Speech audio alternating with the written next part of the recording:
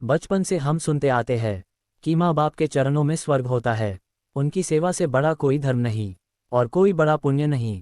लेकिन न जाने क्यों बड़े होते ही हम ये सब भूल जाते हैं। इस भावुक कहानी को पढ़कर शायद कुछ लोगों को वो सारी बातें याद आ जाएगी।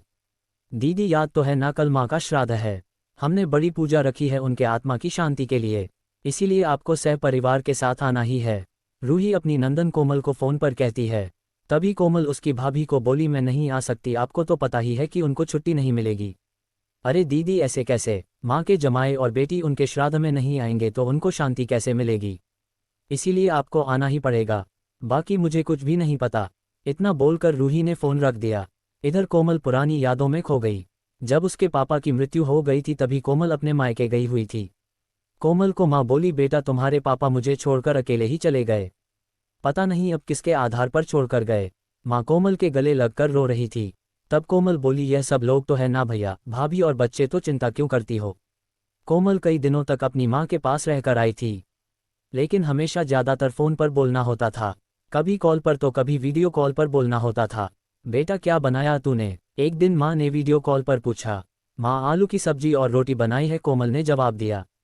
माँ बोली, अरे वाह। सब्जी का नाम सुनते ही माँ की आंखों में एक अलग ही चमक देखने के मिली जो कोमल को दिखी। तभी कोमल माँ को बोली, माँ तुम्हें खाने का मन हो रहा होगा तो भाभी को बोलो बना कर दे।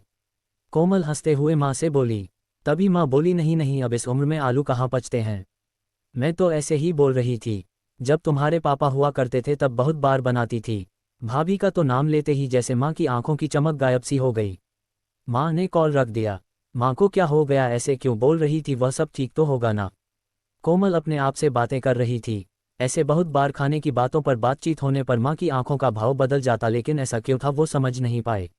लेकिन इसके पीछे का राज उसके समझ में आया जब वह छुट्टियों में 2 दिन के लिए मायके गई थी।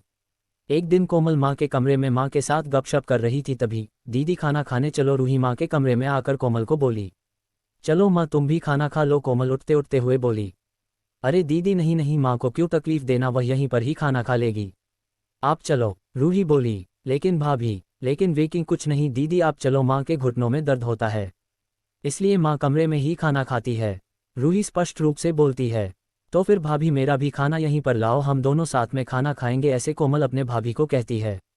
इस पर रूही कुछ नहीं बोल पाए, लेकिन कोमल को साफ तरीके से समझ में आ गया कि रूही को ये सब पसंद नहीं आया। वह चुपचाप वहां से निकल गई और थाली में पूरी सब्जी, रायता, अचार लेकर आए और माँ के लिए खिचड़ी। माँ ये क्या है, तुम ये सब नहीं खाने वाली हो क्या, कोमल माँ को बोली। उतने में रूही बोली, अरे दीदी माँ को ये सब हजम होता ही नहीं, इसलिए मैं उनको खिचड़ी और दाल ही देती हूँ। इतना बोलकर रूही वहां से निकल गई। माँ ने अपनी प्लेट उठाई पर माँ का ध्यान कोमल की प्लेट पर ही था। ये देख कोमल सुन सी पड़ गई। उसने माँ के मुंह में एक पूरी का निवाला डाला, लेकिन माँ ने मना कर दिया। तब कोमल ने अपनी माँ की आंखों में वही भाव देखा था जो वीडियो कॉल पर देखा था। पता नहीं भाभी का डर था या लड़की के निवाले का मोह था।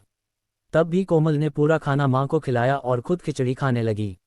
2 दिन कोमल वहीं पर थी और कोमल माँ को उसकी प्लेट का खाना खिलाती और खुद खिचड़ी खाती, ऐसे 2 दिनों तक चला।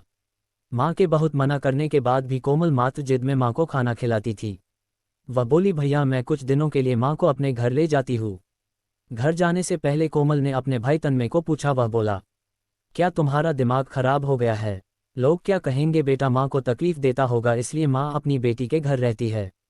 तन्मय गुस्से में बोला, अरे बाबा सही तो बोल रहा है वह, माँ बेटी के घर जाती है क्या भला, तू आराम से जा अपने घर, मेरी चिंता मत कर, मैं यहाँ खुश हूँ। बेटे की बातें सुनकर माँ बोली। कोमल ने बहुत जिद की लेकिन माँ बेबस थी। कोमल उदास मन से अपने घर वापस आए। कुछ दिनों बाद खबर आई कि माँ अब नहीं रही। इस खबर ने सब कुछ खत्म कर दिया था। कोमल को पता था कि माँ कितनी तकलीफ से गुजरी, लेकिन माँ को दूसरा लड़का नहीं था बल्कि एक लड़की थी, इसलिए वह कुछ नहीं कर सकती थी। कोमल अकेले ही माँ के श्राद्ध में आई। आज माँ के श्राद्ध में 56 तरह के भोग बनाए गए। सब लोग मजे से खा रहे थे। लोगों ने रूही और तन्मय की वाहवाही करने में कोई कसर नहीं छोड़ी। दुनिया में सबसे अच्छा बेटा और सबसे अच्छी बहू कह रहे थे उन्हें। माँ के गुजर जाने के बाद इतना विचार कर रहे हैं तो माँ जिंदा थी तब कितनी सेवा की होगी दोनों ने। कोमल दुखी होकर माँ की तस्वीर की तरफ देख रही थी।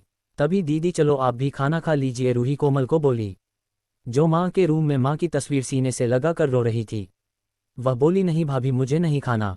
लेकिन क्यों, आप नहीं खाना खाओगे तो माँ की आत्मा को कैसे शांति मिलेगी, रूही कोमल को बोली। भाभी, जिस खाने के लिए मेरी माँ जब जिंदा थी तब तरसती थी, उसे मरने के बाद दे रहे हो तो वो कैसे तृप्त होगी। सोचकर देखो एक बार, आज आपने पकवानों का ढेर लगाया है। माँ जिंदा थी तब आपने उनकी मनपसंद खाने के 2 निवाले खिलाए होते तो माँ वैसे भी तृप्त हो चुकी होती।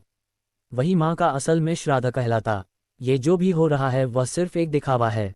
इसकी वजह से माँ कैसे तृप्त हो पाएगी, और जो घर से मेरी माँ अतृप्त होकर चली गई वह घर से मैं कैसे खाना खा सकती हूँ भला। कोमल चीढ़कर रूही से बोली। तभी वहां पर तन्मय भी आ गया। भगवान की लाठी में आवाज नहीं होती है भैया भाभी, वो जब भी किसी पर पड़ती है ना तब जख्म बहुत गहराई तक और न भरने वाली होती है। आप भी तो 2 बच्चों के माता पिता हो, लेकिन मैं भगवान से दुआ जरूर करूंगी कि आप जब तक जिंदा हो तब तक आपको अतृप्त ना रखें। माँ ने तो अपना वनवास भोग कर कहीं नया जन्म लिया होगा, लेकिन आपकी जिंदगी बहुत बड़ी है। कोमल ये सब बोलकर माँ की तस्वीर लेकर चली गई। पीछे रूही और तन्मय की गर्दन शर्म से झुक गई। दोस्तों, माँ बाप जिंदा है तब तक उनकी सेवा करना, उनकी हर इच्छा पूरी करना, वही उनका असली श्राद्ध होता है। उनकी मृत्यु के बाद कितने भी 56 भोग बनाए सब व्यर्थ है।